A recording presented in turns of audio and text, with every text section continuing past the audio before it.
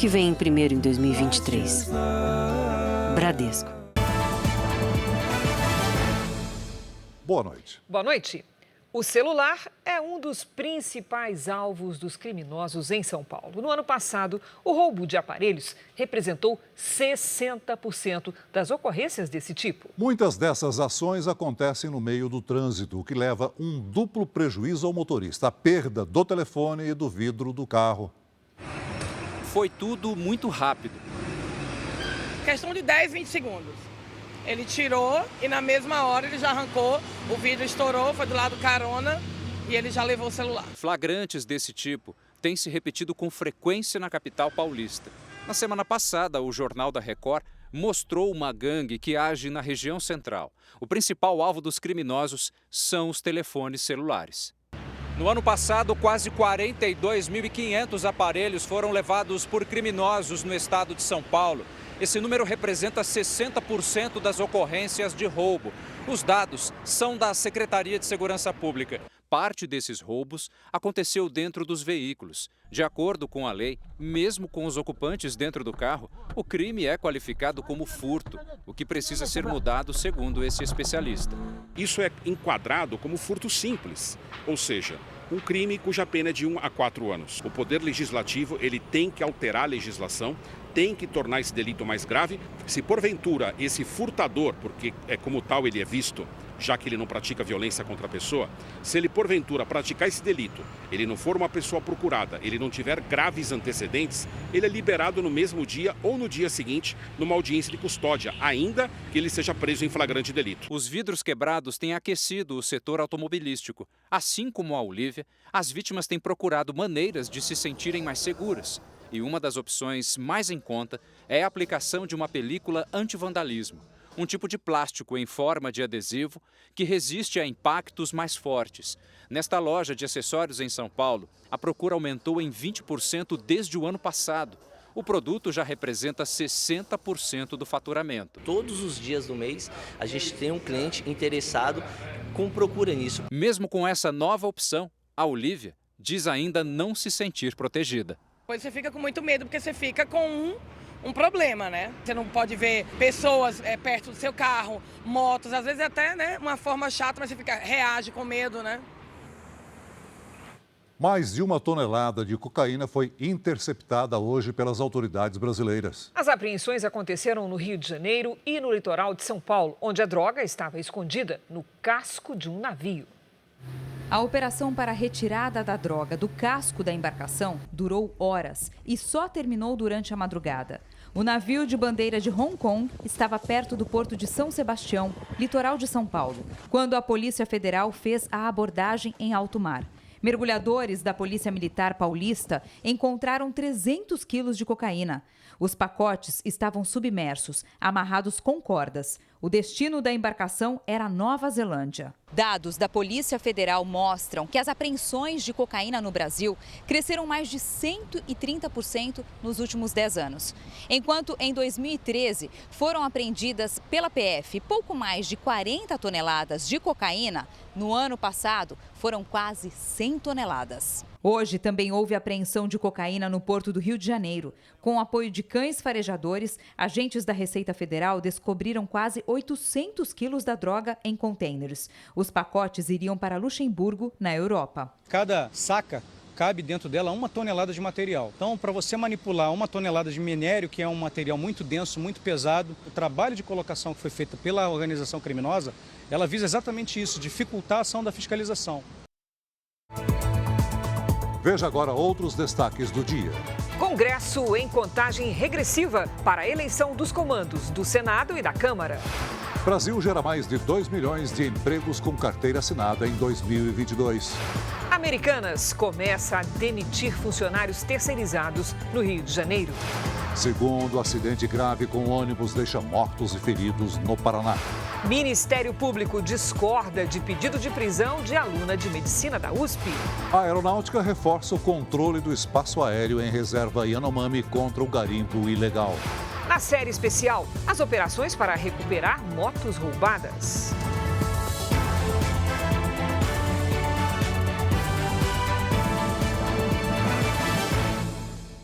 Oferecimento: cartões Bradesco, muito mais benefícios.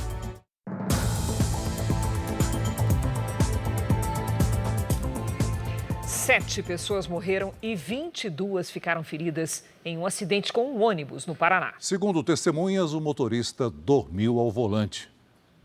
O ônibus com 54 passageiros tombou na BR-277, na altura da cidade de Fernandes Pinheiro, interior do Paraná. O veículo saiu de Florianópolis, Santa Catarina, na tarde de ontem, com destino a Foz do Iguaçu, na fronteira do Brasil com o Paraguai e a Argentina. Mas, nesse trecho, o motorista perdeu o controle do veículo e tombou na ribanceira. Segundo os passageiros, ele teria dito que estava cansado e que havia dormido ao volante. Ele falou: não vou mentir para você, eu estava cansado, o sono bateu e eu dei aquela dormidinha, ele falou, e saí da pista. 22 pessoas ficaram feridas do acidente, 7 morreram. O motorista não se feriu. Os demais passageiros tiveram que quebrar as janelas para sair do ônibus. Os sobreviventes foram trazidos para unidades de saúde de Irati, cidade próxima ao local do acidente. Os casos mais graves para esse hospital. 7 ainda estão internados aqui, um em estado grave na UTI. Há passageiros da Argentina, Alemanha, França, Paraguai e do Brasil. Entre os mortos, 2 mulheres argentinas e uma criança de 3 anos que não teve a nacionalidade divulgada. Durante a tarde, a Polícia Civil esteve no hospital e ouviu os sobreviventes. O motorista fez o teste do bafômetro, que deu negativo. Em nota, a empresa dona do ônibus lamentou o acidente e disse que está prestando assistência aos passageiros e familiares. Foram enterrados hoje no Rio de Janeiro os corpos dos 3 jovens atletas que estavam no ônibus que tombou na madrugada de ontem em Minas Gerais. A 4ª vítima vai ser sepultada amanhã na Baixada Fluminense. A polícia ouviu o motorista do veículo, que continua internado. Das 10 vítimas que permanecem internadas, 2 estão em estado grave. Felipe Gabriel, de 16 anos, está na UTI em coma induzido, na cidade de Além Paraíba, interior de Minas Gerais. Estou ansiosa, estou nervosa, estou esperançosa, estou tudo. Porque é uma coisa que a gente quer logo, resolver logo e não está deitado ali em coma. A 50 quilômetros dali, em Leopoldina, também em Minas, Vitor Hugo Silva Júnior luta pela vida. Quando eu recebi a notícia eu fiquei tremendo. A gente pensa que um dia nunca vai acontecer com um parente nosso, né? Família nossa, mas um dia aconteceu. O time amador de Duque de Caxias, na Baixada Fluminense, voltava de um torneio no momento do acidente. Na madrugada de segunda-feira, o ônibus caiu de uma altura de quase 10 metros, perto de Além Paraíba. 29 pessoas ficaram feridas, 4 adolescentes morreram. 3 garotos já foram sepultados na Baixada Fluminense. A família realmente está muito abalada, nós fomos pegos de surpresa. Né? O pessoal conversando, ele postou uma foto comemorando o título, ia começar o treino hoje lá na nossa escolinha e veio essa fatalidade. A polícia de Minas Gerais investiga o acidente. Na ponte onde houve a queda, não havia mureta de contenção. O tacógrafo, o equipamento que monitora a velocidade do ônibus, já está com os peritos para ser analisado. Pelo aparelho, é possível ver o comportamento do condutor durante a viagem. Adolescentes que já prestaram depoimento na delegacia reclamaram da imprudência do motorista. João Evangelista foi um dos sobreviventes. Na gravação feita pelo tio do jogador, ele relata o que viu na hora do acidente. O ônibus estava correndo muito, estava aí na ida e na volta. José da Silva Araújo é o motorista. Ele continua internado. Os investigadores foram ouvi-lo no hospital. O próprio motorista teria narrado, durante sua entrevista, de que teria sido fechado por uma carreta, que também poderia ter levado ao acidente. No interior de Goiás, drones e câmeras térmicas estão sendo usadas nas buscas pelo americano desaparecido depois de ser arrastado pela correnteza de uma cachoeira na Chapada dos Veadeiros. Já em Goiânia, os bombeiros encontraram o corpo do motociclista que foi arrastado por uma enxurrada. Parentes ficaram em vigília durante toda a operação de resgate. 15 horas depois, os bombeiros comunicaram que o corpo tinha sido encontrado. Aquilo aberto ali que fez meu filho ser levado. A moto ficou presa na grade. O jovem não. O Arley de Melo tinha 22 anos. Ele foi arrastado pela enxurrada do temporal que caiu ontem em Goiânia. Uma mulher flagrou o momento em que ele foi arrastado. Meu Deus, ele vai cair na O corpo do jovem foi encontrado a 5 quilômetros do local de onde ele foi arrastado.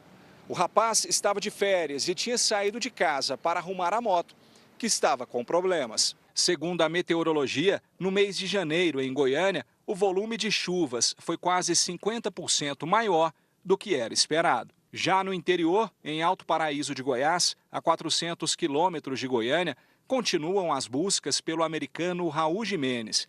20 bombeiros, acompanhados de guias da região, usam drones e câmeras térmicas. O turista estava em um grupo com outros 4 estrangeiros, na Cachoeira Raizama. Eles foram surpreendidos por uma cabeça d'água, quando o volume de água sobe rapidamente por causa de chuva na cabeceira do rio. Já foram percorridos cerca de 5 quilômetros ao longo do rio São Miguel. Testemunhas disseram que o turista tentou pegar a mochila quando foi arrastado pela correnteza. A gente fica muito apegado, fica preocupado, quer salvar o patrimônio e por vezes esquece que a prioridade tem que ser a nossa vida. Um homem foi preso após manter 5 funcionários reféns durante o assalto a uma grande loja de varejo em Taboão da Serra, na Grande São Paulo. Após 1 hora de negociações, as vítimas foram liberadas sem ferimentos. O suspeito estava de saída temporária da prisão. Moradores de uma comunidade de Guarulhos, na Grande São Paulo, bloquearam pistas da rodovia Presidente Dutra em protesto contra uma reintegração de posse na região. Eles montaram barricadas na altura do quilômetro 216. Policiais da tropa de choque acompanharam a ação. Após 2 horas, a via foi liberada. A polícia investiga a morte de 2 homens numa marmoraria na zona norte do Rio de Janeiro. Eles foram prensados por placas de mármore que se soltaram de um cavalete. Bruno dos Santos, de 42 anos, e Rodrigo dos Santos, de 35, estavam escolhendo produtos para comprar. Uma discussão entre 2 militares terminou com um soldado do Exército morto a tiros na zona oeste do Rio de Janeiro. Tudo começou porque um deles urinou na porta do carro do outro. O PM que fez os disparos se entregou à polícia. Este vídeo, feito na saída de uma boate em Bangu, zona oeste do Rio de Janeiro, registrou o barulho dos disparos. Vinícius de Carvalho Serrão, policial militar, atirou pelo menos 5 vezes. A vítima foi Alisson Guilherme Gomes de Santana, soldado paraquedista do Exército. Ele chegou a ser socorrido, mas morreu a caminho do hospital. Ele saiu correndo, se esquivou e correndo para a esquina aqui, onde o do 3º ou 4º tiro, que foi 5, acertou meu filho pelas costas covardemente. O PM se entregou à polícia e foi preso em flagrante. Em depoimento, ele disse que viu o soldado urinando na porta do carro dele, o que deu início à discussão. Ainda segundo Vinícius, os tiros foram em legítima defesa. A Alisson estava com uma réplica de pistola. O policial afirma ter acreditado que a arma era verdadeira. Alisson é o 9º agente de segurança baleado na região metropolitana do Rio desde que o ano começou. 3 morreram. A arma falsa foi apreendida. A Polícia Civil analisa imagens de câmeras de segurança e colhe o depoimento de testemunhas para a investigação. Ele não vai fazer falta, ele já estava fazendo, cara. Pela pessoa que ele era, um cara bom, trabalhador, corria atrás, como meu primo falou, tinha sonhos. Mais de 60 Yanomamis estão internados em 2 hospitais de Boa Vista, entre adultos, crianças e bebês recém-nascidos. Hoje, a Aeronáutica reforçou o monitoramento do espaço aéreo para combate ao garimpo ilegal na terra Yanomami. Dezenas de crianças passam o dia no complexo do Hospital de Campanha da Força Aérea. Boa parte está desnutrida. Bebês no colo de mães jovens aguardam atendimento médico. Essa é a rotina dos indígenas resgatados da reserva Yanomami. O Hospital de Campanha já fez mais de 200 atendimentos desde que começou a funcionar na sexta-feira passada. Desnutrição, parasitose, muitos casos de parasitose intestinal, muitos casos de doença de pele, pneumonia. Esses são os principais casos. Tem leite de estabilização, monitor, mas não para longa duração, não é essa a finalidade. Os casos mais graves são encaminhados para o Hospital Geral de Roraima. Segundo a Secretaria de Saúde do Estado, 12 Yanomamis estão internados aqui. Um deles na UTI. Já na maternidade do hospital, 7 bebês recém-nascidos têm recebido assistência médica. Outras 44 crianças Yanomamis estão no único hospital infantil de Roraima. De ontem para hoje, 3 receberam alta. 8 ainda permanecem na unidade de terapia intensiva. Só no ano passado, 703 Yanomamis foram internados na unidade, 58 por desnutrição. O governo federal publicou um decreto com ações emergenciais no território Yanomami. A partir de hoje, as pastas envolvidas no socorro aos indígenas podem usar recursos para transportar equipes de segurança, saúde e assistência, abastecer a região com água potável, fornecer alimentos e abrir ou reabrir postos da FUNAI e unidades básicas de saúde. E o Comando da Aeronáutica também passa a controlar o espaço aéreo da reserva indígena, com o objetivo de combater o garimpo ilegal. Na base aérea de Roraima, os trabalhos continuam. Desde a semana passada, mais de 50 toneladas de cestas básicas já foram distribuídas aos indígenas. A gente embarca nas aeronaves e prepara a aeronave para fazer o lançamento lá na região de Surucucu. Tem uma equipe nossa também em terra para fazer o correto recolhimento do material e ajudar na distribuição para as comunidades indígenas. Veja ainda hoje, chega ao fim a intervenção federal na segurança do Distrito Federal. Brasil cria 2 milhões de empregos com carteira assinada em 2022. Hoje, na série especial, nós acompanhamos o resgate de uma moto roubada e explicamos por que o seguro é tão caro.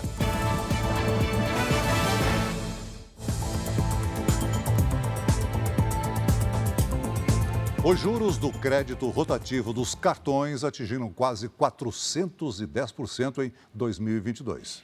É o empréstimo com as maiores taxas do mercado. Por isso, o consumidor enfrenta tanta dificuldade na hora de quitar essa dívida.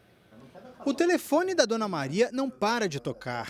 Eu recebo ligação todo dia, mensagens e ligações todos os dias me cobrando. Desempregada e sem aposentadoria, a única fonte de renda que recebe é o auxílio emergencial de R$ 600, valor que não cobre as despesas da casa.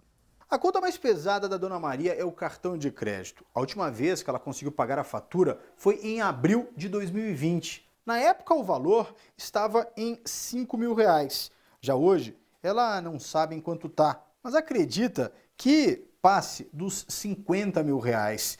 Isso porque os juros do cartão de crédito são os mais altos do mercado para o consumidor. Passa de 400% ao ano. Hoje, no país, quase 80% das famílias estão endividadas. 30% delas têm contas atrasadas. É necessário hoje um mínimo de planejamento financeiro. O ideal é que eu não utilize uma margem acima de 30% do meu salário para tomar em crédito, principalmente em rotativo do cartão. E daqui para frente, Dona Maria só pensa em pagar as dívidas e voltar a ter uma vida mais tranquila.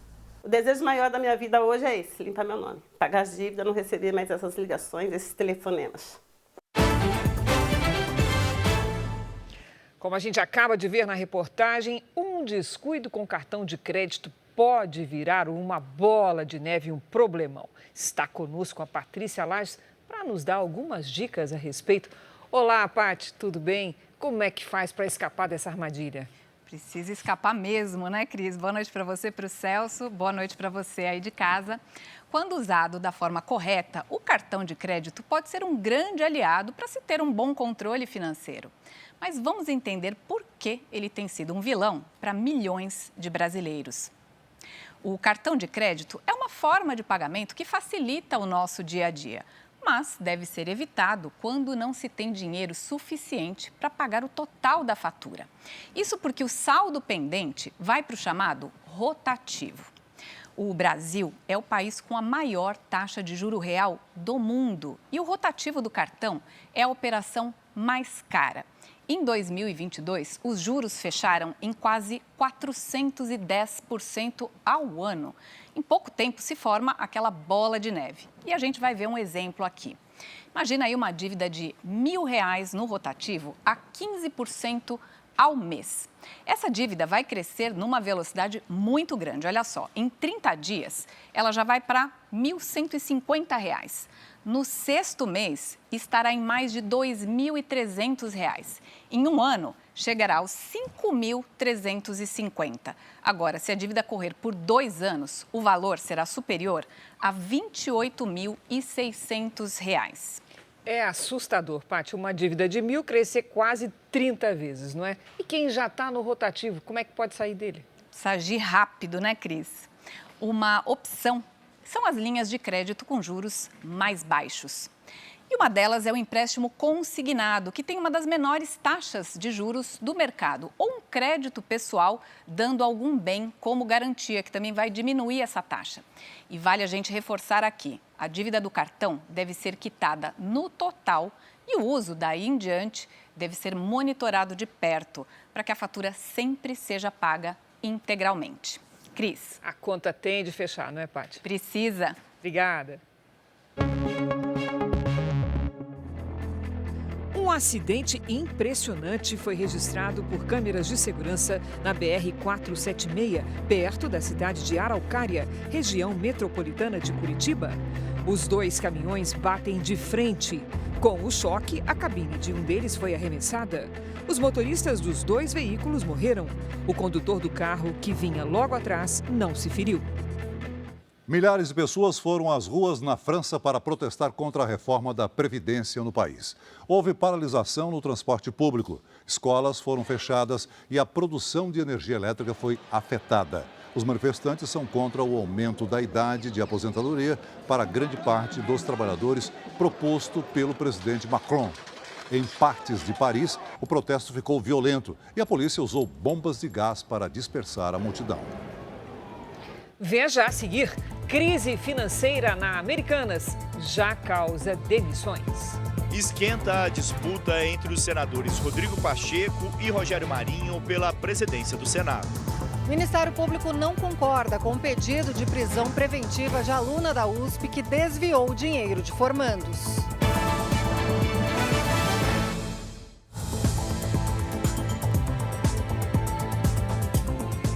O Ministério Público de São Paulo não concordou com o pedido de prisão da estudante de medicina que desviou dinheiro da formatura. O promotor do caso devolveu o inquérito à delegacia. Para ele, a estudante cometeu crime de estelionato. Para a polícia de São Paulo, era um caso encerrado. O inquérito já foi concluído, relatado. A Alícia foi indiciada por apropriação indébita 9 vezes, cometimento 9 apropriações, uma vez que foram 9 resgates de quantias da comissão. Em nota, o Ministério Público de São Paulo informou que devolveu o inquérito à delegacia para que as vítimas sejam acionadas e representem criminalmente contra a Alícia. Ela é suspeita de ter desviado quase R$1 milhão dos formandos de medicina da USP. No entendimento do promotor Fabiano Severiano, a estudante cometeu crime de estelionato e não de apropriação indébita. Pensando que ela é primária e de bons antecedentes, isso pouco altera, porque a pena do crime deve ficar próxima à pena base, à pena mínima. Então, isso não traria grandes alterações no caso concreto. Mas, de fato, o crime de estelionato ele tem uma pena um pouco maior. O Ministério Público também discordou do pedido de prisão preventiva feito pela polícia, pois não há nenhum elemento que indique que a Alícia coloque em risco a ordem pública ou atrapalhe o processo. Para especialistas, é pouco provável que a estudante seja presa. Se o efeito final do processo não é a prisão, porque provavelmente ela não vai ser condenada a um regime, a uma pena que implique em regime fechado ou semiaberto, como o resultado final não é a prisão, aparentemente, não tem sentido eu prender durante o processo. Em nota, a delegacia diz que aguarda o retorno do inquérito policial para cumprir as requisições solicitadas pelo Ministério Público. O Brasil criou mais de 2 milhões de empregos com carteira assinada em 2022. Os dados foram divulgados hoje pelo Ministério do Trabalho. Clícia passou 6 meses em busca de emprego. A tão sonhada vaga surgiu em junho do ano passado no setor de reservas deste hotel na orla de Salvador. Eu gosto muito de atuar na área administrativa e encontrei a vaga aqui. Depois de uma busca intensa, encontrei. O balanço divulgado hoje mostra que o Brasil criou mais de 2 milhões de empregos formais em 2022. O setor de serviços foi o que mais contratou. Depois veio o comércio. A maior quantidade de vagas foi criada na região Sudeste, seguida pelo Nordeste, Sul, Centro-Oeste e, por último, o Norte do Brasil. No total, foram mais de 22 milhões e 600 mil contratações, contra 20 milhões e 600 mil demissões. Na média nacional, os salários iniciais tiveram um pequeno aumento em relação ao ano anterior, com valores médios de contratação em torno de R$ 1.900. E o patamar de empregos formais também subiu, passando de 40 milhões para 42 milhões de trabalhadores com carteira assinada. Apesar do saldo positivo em 2022, houve queda na criação de postos de trabalho formais na comparação com 2021, quando 2 milhões e 700 mil vagas foram criadas. O Grupo Americanas, que enfrenta uma crise financeira, começou a demitir funcionários indiretos e a dispensar fornecedores. Um dos problemas apontados por especialistas é que o dinheiro devido aos demitidos terá de ser pago imediatamente, já que não entra no processo de recuperação judicial. Esta loja, na zona oeste do Rio, já foi da Americanas. Hoje não existe mais. Agora, a crise deflagrada com um rombo de 20 bilhões de reais no balanço da empresa começa a atingir os empregados. No Rio de Janeiro, as primeiras demissões são dos funcionários indiretos, ou seja, dos terceirizados. Mas os cortes devem chegar no pessoal que tem contrato formal de trabalho. Desde o último dia 19, a Justiça aceitou o pedido de recuperação judicial. O grupo ganhou uma trégua para negociar com os credores e trava uma disputa com fornecedores e bancos para garantir a sobrevivência no mercado. A dívida total é de 43 bilhões de reais. E, por causa da falta de pagamento, há um pedido judicial da companhia para impedir que as empresas fornecedoras de energia e internet não interrompam os serviços. A rede tem 40 mil funcionários diretos e cerca de 60 mil indiretos. Muitos estão aflitos com a chance de perder o emprego com o possível fechamento de lojas. A medida, para tentar reduzir custos fixos com aluguel e pessoal, deve afetar em torno de 30% dos pontos de venda de todo o país. Que os responsáveis sejam punidos, que a atividade econômica seja preservada e que a recuperação judicial ela possa se seguir e a empresa voltar à normalidade, preservando os mais de 44 mil empregos. Uma das dificuldades será arcar com o custo das demissões. É que a quantia devida aos empregados demitidos após o pedido de recuperação judicial não pode ser paga dentro do plano aprovado na Justiça. Não tem nenhuma previsão no plano de recuperação judicial o pagamento parcelado dessas demissões. O que é importante para respaldar os direitos dos empregados, já que as verbas trabalhistas têm natureza alimentar. Hoje, a empresa anunciou a contratação do advogado Cristiano Zanin, que defendeu o presidente Lula nos processos da Lava Jato. A preocupação com a quantidade de demissões na Americanas chegou até a esfera federal e foi assunto de uma coletiva com o ministro do Trabalho, que afirmou que é possível ter ocorrido fraude. Nós vamos providenciar uma mesa redonda das Americanas com os representantes dos trabalhadores, buscar compreender o que aconteceu, se houve fraude, acionar os órgãos que possam acionar os responsáveis das fraudes. Eu não posso afirmar que houve fraude, mas que tem cheiro, tem cheiro. A Americanas confirma que interrompeu contratos com empresas fornecedoras, mas que se mantém comprometida com a transparência e com as obrigações trabalhistas. Hora da previsão do tempo com Lidiane Sayuri. Oi, Lid, boa noite. Como é que vai ficar o mês de fevereiro? Vamos lá, Cris. Boa noite para você. Celso, muito boa noite. Boa noite a todos que nos acompanham. A previsão é de outro mês chuvoso.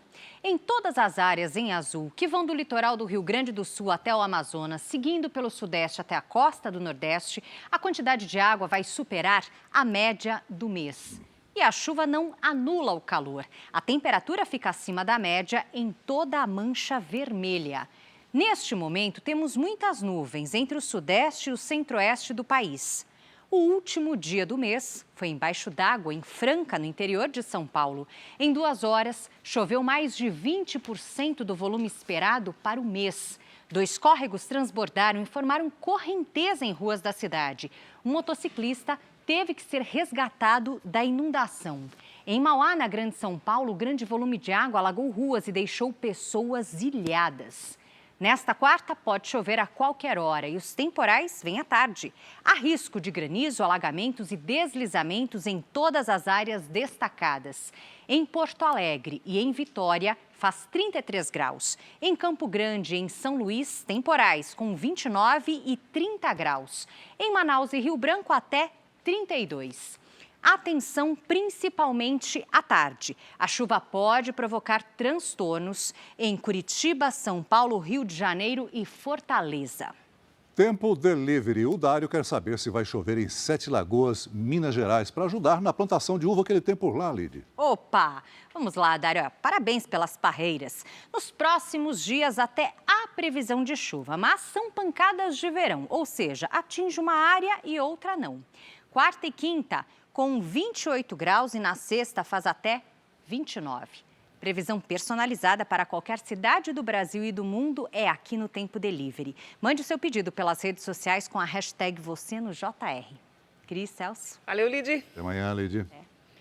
O presidente Lula completou um mês no cargo. De um lado, o petista tenta equilibrar a harmonia entre as instituições depois dos ataques às sedes dos três poderes. De outro, derrapa em falas polêmicas como a promessa de empréstimos a países liderados por partidos de esquerda.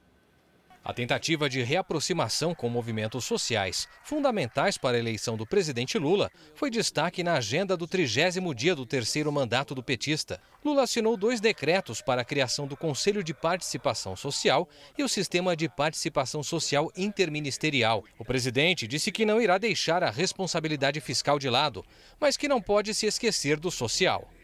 Eu sou uma pessoa que defendo muito a estabilidade econômica. É verdade que nós temos muitas dívidas para pagar, mas a dívida que é impagável há 5 séculos é a dívida social contraída com o povo brasileiro. Lula reafirmou o compromisso de aumentar o salário mínimo acima da inflação, apesar de reconhecer que a tarefa não será fácil para este ano. Esse ano possivelmente é o ano mais difícil, porque é o nosso primeiro ano de governo. Mas você pode ficar certo que nós já fizemos isso uma vez e vamos fazer. Em um mês de governo, o presidente precisou lidar com críticas negativas, causadas por falas polêmicas, como a promessa feita na primeira agenda internacional, durante visita à Argentina. Lula disse que fará um esforço para que o Banco Nacional de Desenvolvimento Econômico e Social, o BNDES, volte a financiar projetos de países vizinhos. No caso, com a clara pretensão de emprestar dinheiro para a construção de um gasoduto na Argentina. A fala já causou problemas, principalmente pelas dívidas dos parceiros de Lula com o BNDES, que somam mais de 5 bilhões de reais. Só a Venezuela deve 3,5 bilhões de reais ao banco. O projeto, sem grandes detalhes revelados, de uma moeda comum para transações comerciais entre Brasil e Argentina, também entrou para a lista de ideias consideradas mais benéficas para os parceiros de Lula do que para o país. Lula também teve problemas na relação com os militares e até decidiu trocar o comandante do Exército depois do quebra-quebra nas sedes dos três poderes em 8 de janeiro. Outro desconforto foi quando Lula chamou de golpe o processo de impeachment da ex-presidente Dilma Rousseff, afirmando que o também ex-presidente Michel Temer é golpista. Vale lembrar que o MDB compõe a base de governo. O passado de ministros do atual governo, como as relações da ministra do Turismo, Daniela Carneiro, com acusados de chefiar milícias no Rio de Janeiro, também são dores de cabeça para o presidente, apesar da ministra negar que tenha envolvimento com qualquer crime. Lula, que critica com veemência os sigilos impostos pelo ex-presidente Jair Bolsonaro, não fez diferente do antecessor. Nos primeiros dias de governo, o presidente colocou em sigilo, por 5 anos, a lista de convidados que participaram da festa após a posse, em 1º de janeiro. O coquetel da posse de Lula teve 3.500 convidados, entre políticos, autoridades, chefes de Estado e de delegações estrangeiras, e custou, segundo o Palácio do Planalto, quase R$628 mil. Mas o Planalto também não detalha como o dinheiro foi gasto. O novo governo, só neste primeiro mês, já negou 206 pedidos por meio da Lei de Acesso à Informação, segundo dados da Controladoria Geral da União. O número é semelhante ao do mesmo período da gestão do ex-presidente Jair Bolsonaro. Lula passará pelo primeiro teste de força no Congresso amanhã. O presidente tem se esforçado para garantir a reeleição de Rodrigo Pacheco na presidência do Senado. Até liberou alguns ministros para retornarem ao mandato na tentativa de conseguir mais votos para o senador mineiro. O presidente também irá atravessar a Praça dos Três Poderes e discursar na abertura do ano judiciário no Supremo Tribunal Federal, numa quebra de protocolo vista em raras ocasiões na história da corte.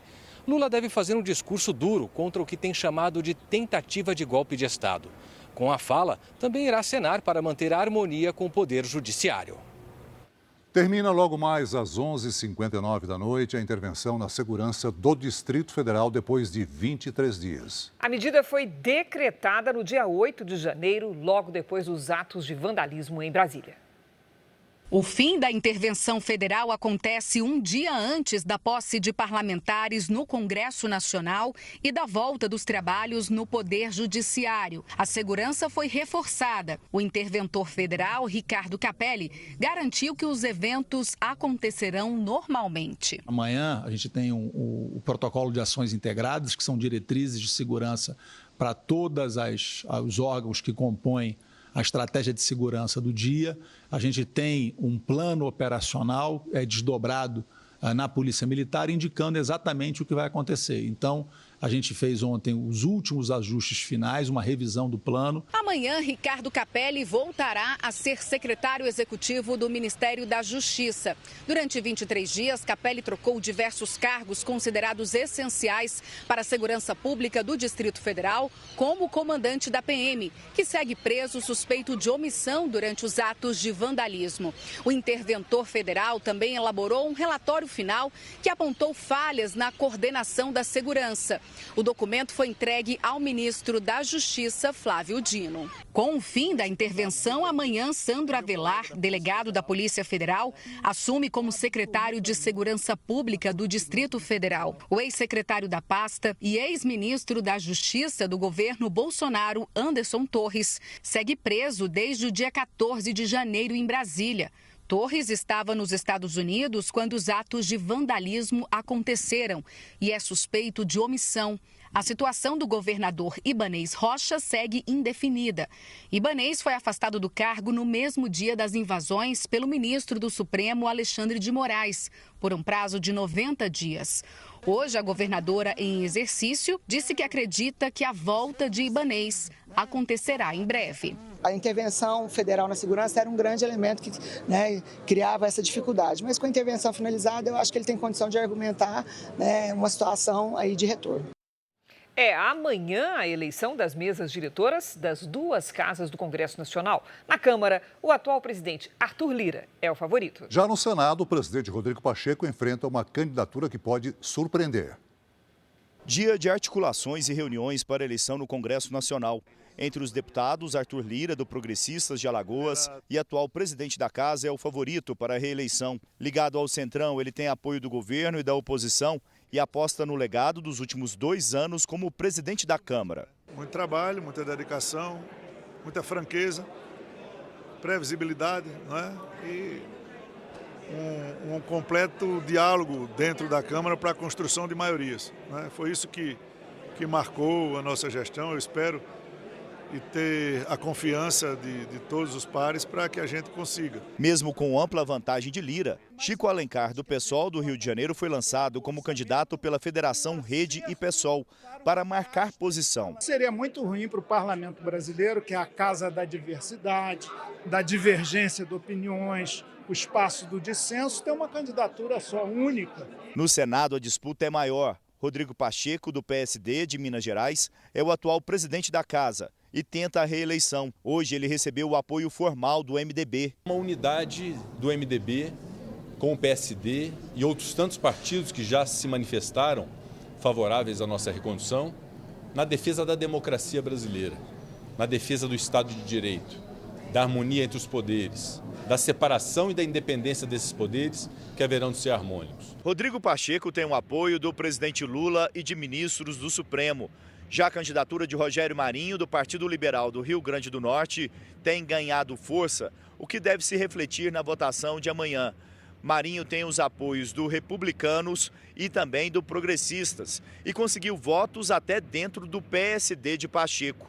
Já fontes do União Brasil me disseram que os 10 senadores do partido estão quase divididos. O ex-ministro do governo Bolsonaro tem como principal bandeira de campanha o fortalecimento do Senado na relação com os poderes. Temos a convicção de que esse sentimento, né, da necessidade de darmos um maior protagonismo ao Senado da República, de fazer com que o Senado, de fato, volte a ter essa sintonia, volte a ter esse vínculo com a sociedade brasileira, é o que tem feito com que senadores de diferentes partidos, inclusive daqueles que não estão formalmente dentro do nosso arco de aliança, entendam a necessidade de forma suprapartidária de resgatarmos aí esse protagonismo da Casa do Senado da República. O senador Eduardo Girão, do Podemos do Ceará, corre por fora na disputa pela presidência da Casa. É óbvio que para a mudança, eu indo para o segundo turno, eu tenho certeza que o senador Rogério Marinho me apoiaria pela mudança e, obviamente, se ele for, eu também apoiaria, porque o objetivo nosso é resguardar a Constituição e aproximá-la da sociedade brasileira. Nas redes sociais, o senador eleito Sérgio Moro, do União Brasil, declarou apoio a Rogério Marinho.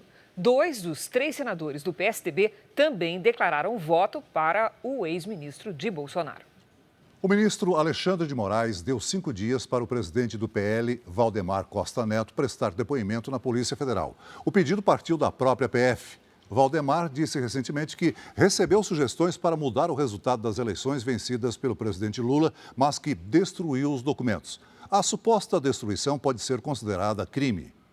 No último dia 12, a Polícia Federal encontrou o rascunho de um decreto na casa de Anderson Torres, ex-ministro da Justiça de Jair Bolsonaro, que tentaria mudar o resultado das urnas. O deputado americano George Santos decidiu não participar de comitês do Congresso americano. O político, filho de brasileiros, enfrenta diversos pedidos de renúncia desde que foi eleito. Mesmo afirmando que não vai renunciar ao cargo, o deputado republicano George Santos decidiu não participar de 2 comitês para os quais havia sido indicado. Por questões éticas, ele disse que desistiu de atuar em comissões voltadas a pequenas empresas e de ciências e tecnologia. A decisão foi tomada 24 horas depois de uma reunião com o presidente da Câmara, Kevin McCarthy. Tomei a decisão por conta própria. Achei melhor representar o interesse dos eleitores, afirmou Jorge Santos após a reunião. Segundo assessores, o deputado reconhece que tem provocado embaraços ao próprio Partido Republicano. Filho de brasileiros, Jorge Santos assumiu o cargo há menos de 30 dias. Depois de eleito, o deputado reconheceu que durante a campanha, nem tudo o que ele disse sobre a própria carreira era verdade. Santos admitiu ter inventado informações sobre empresas onde trabalhou e até mesmo sobre a religião dele. Tudo para conquistar mais eleitores. Recentemente, ele foi acusado de sumir com cerca de R$15 mil arrecadados para a cirurgia do cachorro de um ex-militar americano. Ele nega ter ficado com o dinheiro. Campeonato Paulista, amanhã tem mais um jogo na tela da Record TV. Quem conta tudo pra gente é a Milena Ciribelli. Olá, Milena, boa noite. Olha, amanhã teremos um super campeão em campo. Cris, Celso, boa noite para vocês, boa noite a todos. A partir das 9h30 da noite tem Mirassol e Palmeiras, ao vivo para todo o Brasil, menos para o Rio de Janeiro. Campeão da Supercopa, o Palmeiras chega embalado e ganha, inclusive, a força de torcedores que nunca colocaram os pés no Brasil. Uniforme verde e branco. O escudo todo mundo conhece. Só que esta equipe joga na África. É o Família Palmeiras, que reúne mais de 1.000 torcedores do Verdão na cidade de Kumasi, em Gana. O Abdul é o responsável por espalhar esta paixão entre os ganeses. E tudo começou com uma camiseta como esta aqui. Né, Abdul? Yeah, passion for Palmeiras started when I was young. When my brother gave me the shirt, I was very young. That was in 2016. He gave me that shirt. I was very happy. O amor pelo Palmeiras chega ainda mais longe. Em Kazan, na Rússia, Júlia Leandros transformou o boneco de neve em mascote. A história dela com o clube vai virar documentário. Eu conheci ela através da internet e eu, como palmeirense, assim que eu soube da história, eu já fiquei encantado. Mas como a jovem virou palmeirense do outro lado do mundo, sem nunca ter pisado no Brasil? O Verde, cara. Ela é fã de um clube de hóquei lá e ela já se identificou com a cor e ela se tornou uma pessoa totalmente fanática pelo Palmeiras. Amanhã, Júlia, Abdul e os palmeirenses do mundo todo estarão ligados na Record TV. O Verdão jogará aqui em Mirassol com transmissão ao vivo a partir das 9h30 da noite. Embalado pela Supercopa do Brasil e em busca do bicampeonato paulista, será que vem mais um título por aí? A Júlia não tem dúvidas. Avante Palmeiras, vamos ser campeões paulistas. Saudações da Rússia. Que demais, já está falando até português. É isso, gente. Estaremos juntos então amanhã, hein? Todos os detalhes do Paulistão 2023 você acompanha no r7.com. Cris, Celso. Valeu, Milena. O número de motos roubadas ou furtadas cresceu quase 30% no estado de São Paulo no ano passado. Foram 40 mil no total. A violência faz esquentar o mercado de seguros desse tipo de veículo, ainda com valores muito altos. Na reportagem de hoje da série especial, a nossa equipe acompanhou a operação para recuperar uma moto roubada.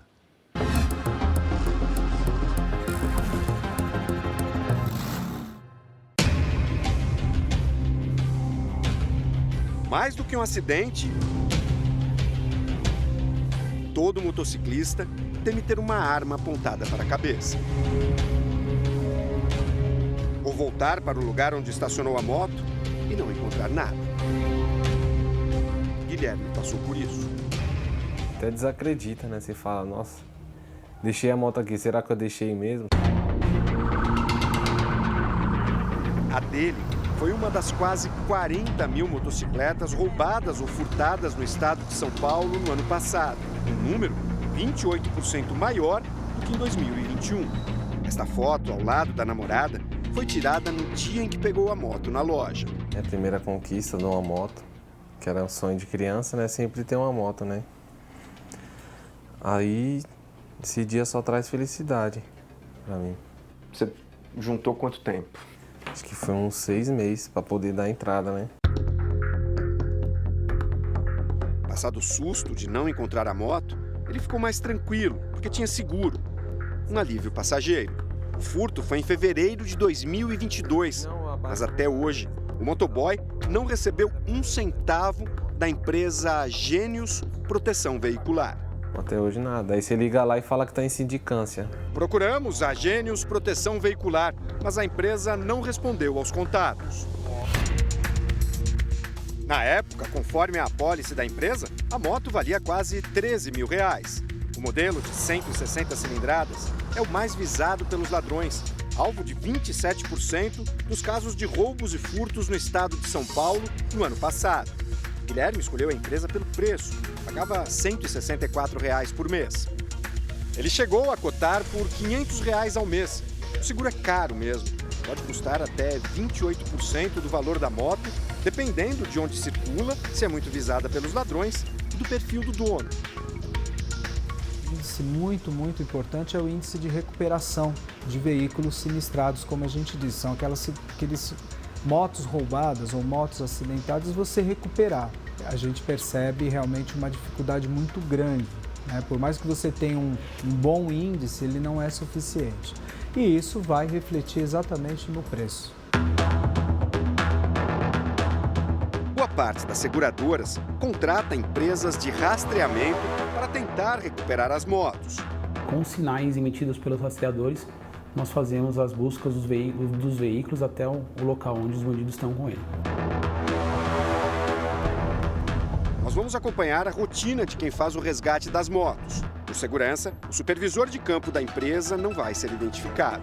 A gente está em Osasco, na região metropolitana de São Paulo, que é um ponto estratégico para acesso aos locais com maior incidência de roubos e furtos de moto. Agora são 6 da tarde, hoje já teve alguma ocorrência? Hoje já teve uma no período da manhã, mas no exato momento a gente está sem nenhuma pendência de roubo de moto. Pela sua experiência? Com certeza vai ter. E teve mesmo. 5 para as 9, acabou de aparecer uma ocorrência aqui. Uma moto pequena de 160 cilindradas. O rastreamento indica que ela está parada em uma comunidade. Tem as outras áreas de São Paulo que também acontecem, mas aqui é constante. E não necessariamente eles roubaram aqui. Eles roubam em alguma coisa da região e trazem para cá. E trazem para cá. É a área que geralmente eles deixam estacionado, ou eles vão tirar o rastreador, ou eles vão depenar, ou eles vão ficar andando no final de semana no baile funk, alguma coisa assim.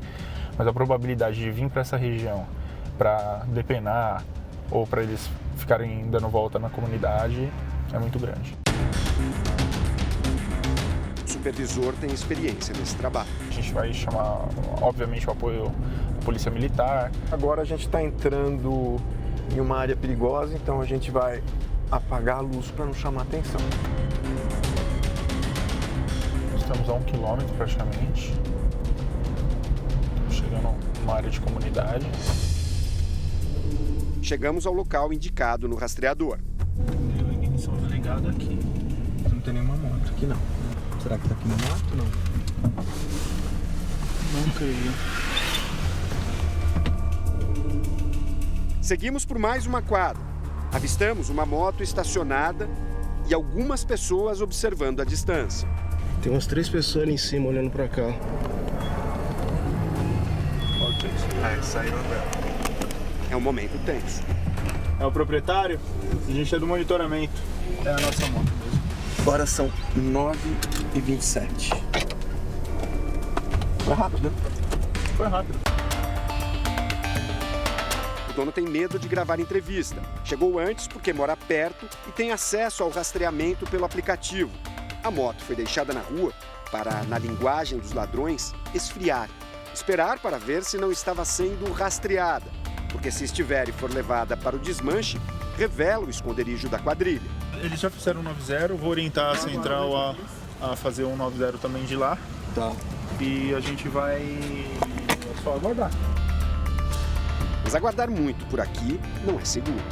O supervisor da rastreadora está levando a moto, decidiu não ficar ali naquele ponto, porque corria o risco dos ladrões chegarem novamente. Então a gente está indo para uma área mais segura. Às 9h41, chega o carro da PM. Em seguida, o dono volta para casa com a moto. Esse caso está resolvido. Esse caso está resolvido, bora pro próximo. Como a empresa que o Guilherme contratou não resolveu, ele ficou 6 meses sem trabalhar. E hoje sai de casa a pé para pegar a moto da cunhada emprestada. O Guilherme pega a moto às 11 da manhã e só devolve depois das 10 da noite.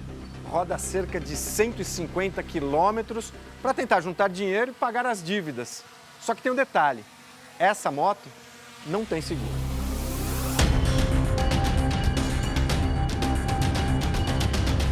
São 11 horas enfrentando trânsito, chuva e os riscos de ser novamente vítima de um crime. Arriscando porque não posso ficar parado, né? Se roubarem essa... Aí, só Deus sabe.